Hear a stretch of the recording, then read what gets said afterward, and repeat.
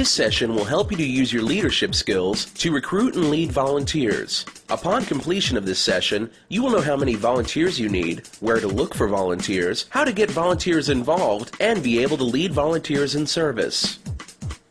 Before you start recruiting volunteers for your service activity, you need to determine some important details, such as the number of volunteers you need, the timeline for recruiting them, the minimum age of people who can volunteer with your activity, the time commitment they will need to make, and the skills and qualifications they might need. It's helpful to create a task list or volunteer position descriptions to outline what volunteers can expect. Think about the volunteers' responsibilities. Will they be painting, landscaping, reading to children? Do you need volunteers to lead other teams? What training will you provide? What benefits can they expect to gain through their service?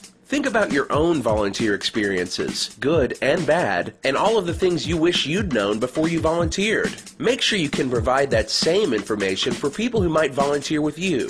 Be as specific as possible in deciding what your volunteer needs are before you begin to look for volunteers. Think about where you can find volunteers. Ask yourself, who would be qualified for and interested in volunteering? Who would be able to meet the time commitment? Where can I find these people? What would motivate them to volunteer? What is the best way to approach them? Think about people in groups you know, your family, friends, community clubs you belong to. But don't forget to think outside your usual groups too. Consider asking people from church groups, retired military groups, co-workers, sororities and fraternities, and local schools. Once you know your target audience of potential volunteers, think about how you can recruit them. A good recruitment strategy will ensure that you are reaching volunteers with the right skills, interests, and availability for the job. You should plan for a wide variety of volunteers. If you have too few volunteers, the project will likely go unfinished. If you have too many, some volunteers will have little to do and might feel that their time was wasted. Develop a volunteer recruitment strategy that will help you reach your target audience and recruit the people you need. Consider all of the different methods you can use to reach volunteers. Remember that the personal ask is always best. It's hard to say no when someone personally asks you to volunteer. You can also use other ways to get the word out about your volunteer activity. Post your volunteer opportunity on the internet through online forums or blogs and websites such as volunteermatch.com. Partner with volunteers from a local school, corporation, community center, faith-based group, or nonprofit. The local media can also help tell people about your service event. You can visit meetings of local organizations, such as the Rotary Club or a neighborhood association, and speak about volunteering. Another idea is to strategically post flyers or brochures in the community. Think about where your target audience lives, shops, and gathers. Where are they most likely to see a flyer about your volunteer event? Consider places such as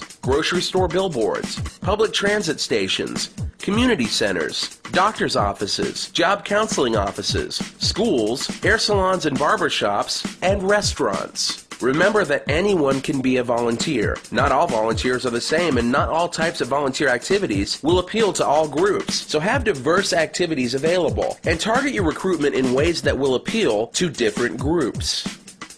Once you have recruited volunteers, you should prepare them for the service activity. From the very beginning of volunteers' involvement in your event, maintain good communication with them. Motivate them to stay interested and involved in your project. Continue to be in contact with your volunteers. Keeping them motivated and excited about your project is the best guarantee for success. The more contact you provide, the more engaged your volunteers will be, and the more motivated they will be when they arrive. Make sure to confirm project details with volunteers. Contact them with a phone call or email that introduces you as the volunteer leader, thanks them for volunteering, provides the date and time of the project, service site address, directions, and parking information, describes what will occur, lets them know what to wear or not wear, encourages volunteers to bring supplies they may have, and tells them whom to contact if they have a change in plans. If you communicate details and project background to volunteers and stay in touch with them frequently, volunteers will begin to create an attachment to the project even before they arrive. Then,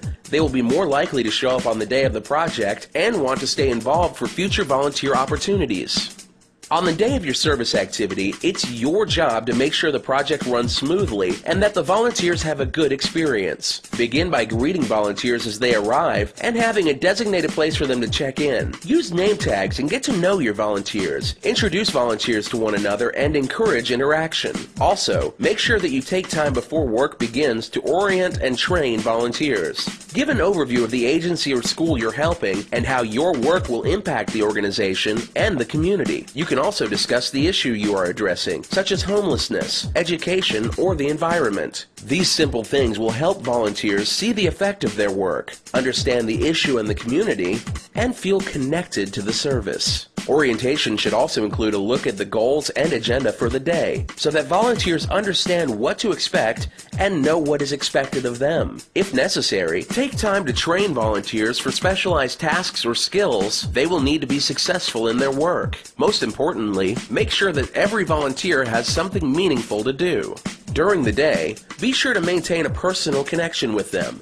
Call them by name, keep them engaged with tasks, or move them to other tasks as needed. Take a few moments to ask them about their progress. By taking a personal interest in their service experience, you will confirm how important the volunteers are to the project and to the community. If volunteers' personalities are clashing, or if a conflict arises, deal with the potential problem as soon as possible. Be honest with the people involved, treat them with respect, and help them overcome the disagreement. Remember, conflicting personalities can complement each other if they try to understand the other's perspective. Throughout the project, include elements of reflection. Reflection is the simple process of getting volunteers to think about their service, the impact it has on them personally, and what the next steps are that they can take. Reflection can include group discussions or other creative ways of expressing thoughts about their service. Taking time to reflect on service will help volunteers to understand how their service affects them, and the broader community will encourage them to continue to be involved in volunteering.